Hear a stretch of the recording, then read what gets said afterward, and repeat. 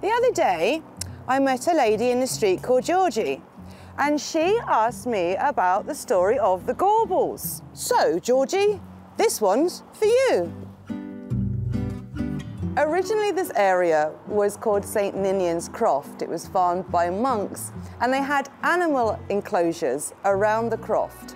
Now, it is believed by historians that the origin of the name Gorbals comes from the ancient Celtic word for these enclosures.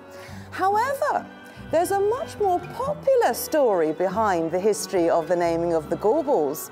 It commemorates the first community that lived in this area, a leper colony.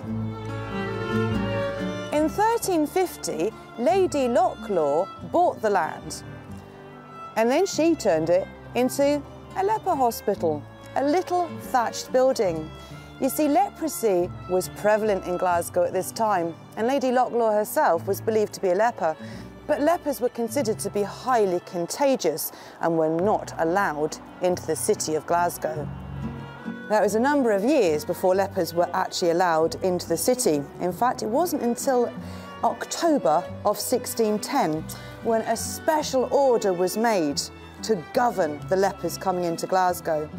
It said, "The leper of the hospital shall walk only on the causeway side near the gutter, and shall have clappers on his feet, and a cloth upon their mouth and faces, and shall stand afar off while receiving alms."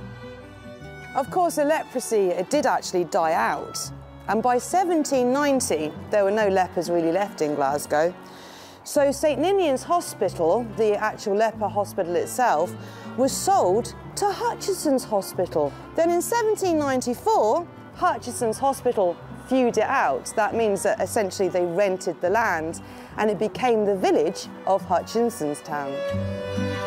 But today we don't call this area St. Ninian's Croft or even Hutchinson's Town. However, how is the word Gorbals connected to lepers? Well, I'll tell you. The popular story is that lepers used to also ring a bell to let people know they were contagious.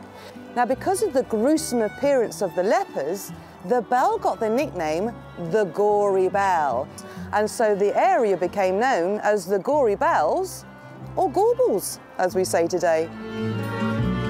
So if you've got a favourite Scottish history story that you'd like us to tell, let us know. Get in touch with the programme and we'll feature it soon.